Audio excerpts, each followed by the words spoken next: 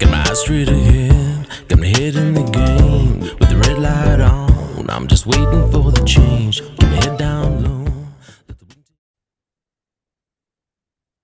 So it seems like here in Australia, it's getting harder and harder to actually find justice, to get justice when there is a crime that's committed, a serious crime that's committed.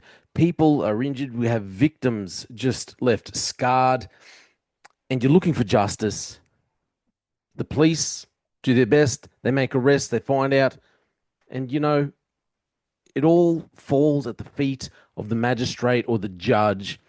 That's who is letting us down currently in Australia. I think here in Queensland, at least, the politicians, they can see there's an issue. They're trying. I don't think they're doing the best job, but they're trying. Okay. The police being police, they are trying. They don't want crime. They don't want to have victims.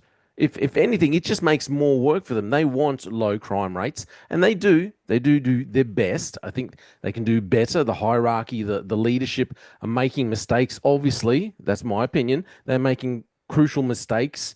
However, police in general, they're on our side. They want less crime. They want less victims. They want justice. But we are not getting justice because we're getting let down by our judicial system. Specifically, we're being let down by magistrates and judges. That's where I think we're at the moment. Check this story out. Okay, so this happened a couple of years ago, and the young person who did this, okay, gets his day in court. Teen killer sentenced to 16 years for murder of Vyleen White.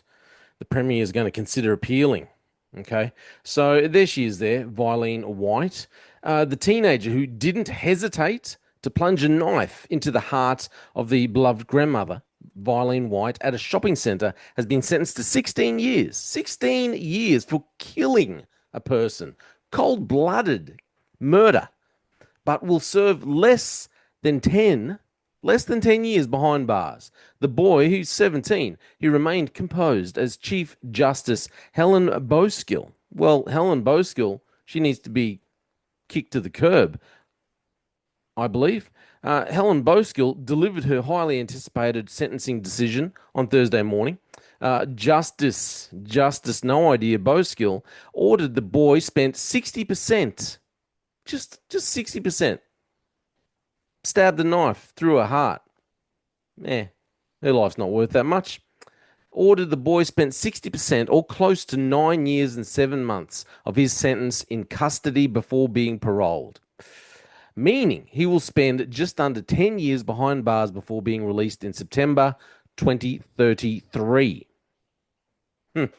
Family members present in the Brisbane Supreme Court held hands as the decision was handed down, many of them shaking their heads in disbelief. At news the teen would be released after serving 60%. Premier David Crisafulli, remember, he campaigned on this. He said adult crime, adult time. This is why he got such this is why they're able to boot Labor out, because I believe, anyway, this is why they're able to do it, because they were campaigning that they were going to get justice for all these victims. They were gonna bring down teen crime. What's he going to be able to do? So, okay, he said he'll consider appealing the sentence. Crisafulli labelled the sentencing decision as not good enough. Wow, not good enough. Go you. For the White family, and said there would be discussions with Ms. Frecklenton about the possibility of appealing it. It should just be straight up. We're going to appeal it. And yep, it's not good enough for the White family. It's not good enough for the whole community. It's not good enough for Queensland. It's not good enough at all. He goes on, they're people I feel very close to, by the way. I think they're great humans. Oh, wow. I think they're great humans. Who is this clown? It's not acceptable, and nothing ever will be for them. And justifiably, they lost everything in that moment, and I made the observation that under the new laws, it's a minimum mandatory life in prison for murder, and long may that continue. Justice Boskill said Mrs. White had been defenceless as she had raised her arms in surrender against the towering teenager. Your actions were callous and cowardly. She was an innocent older woman going about her business at the shops with a young granddaughter in the early evening. She ought to have been able to feel and be safe. She said she did not accept Mr. Hines' submission that his client offending had been a moment of madness, given his concealed face, use of a knife, and stealing offences committed at the shops earlier that day. He had planned to steal a car by whatever means necessary. This is what she said. Justice, no idea, Boskill said, in determining the appropriate sentence, she would have to consider the need for deterrence along with the boy's prospects of rehabilitation. How's she considering deterrence? She's given him the possibility of getting out in under 10 years. Okay, I just want to skip down to what the justification that this justice, no idea, Boskill said. She says the circumstances of the boy's offending and his prospects of rehabilitation did not support an argument for that maximum penalty. So Justice No Idea Boskill found the appropriate penalty was between the parties' submissions, labelling the Crown submission of 17 to 18 years as too high. I mean, you only murdered a woman in cold blood in front of a 6-year-old granddaughter. 17 to 18 years, that's far too heavy. And the defence's submission was too low. She sentenced him to 16 years imprisonment with parole about after 60%. 60%. So the boy was sentenced to 1 month each for the stealing offences and 12 months for the unlawful use of Mrs. White's vehicle, which will be served concurrently.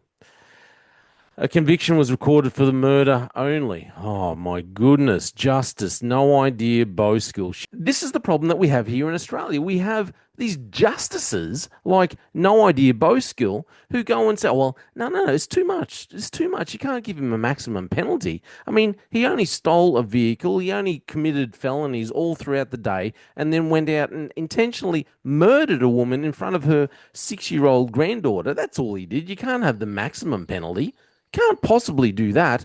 And you can't actually serve the whole penalty that I give him. You have to just serve. You can get out in 60%. Serve 60%. If you're a good little boy, you can get out then. What kind of this is where we are constantly let down here in Australia. Throughout the whole nation, we have justices who just,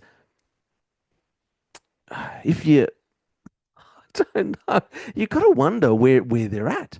You got to wonder, are they just so far left leaning that they just have no idea about what the rest of society expects?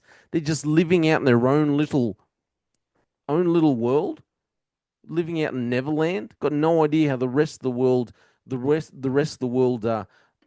operates and what we expect, the justice that we expect. No idea that when a grandmother who's shopping with her granddaughter and she just gets a knife plunged into her heart, that the general public expects that justice is done and that boy will receive the maximum penalty and not be allowed to leave if he's a good little boy after 60% of his sentence. They constantly let us down. We need to be getting rid of these justices. Our government needs to do something and get rid of these idiotic left-leaning justices who constantly let down the Australian people, the people who they are supposed to be serving. It's just crazy times. My name is Jay Fallon. Please let me know what you think. Thanks for listening to The Slippery Slope. They just fuel the desire that will take me higher. I'm on fire because nothing's gonna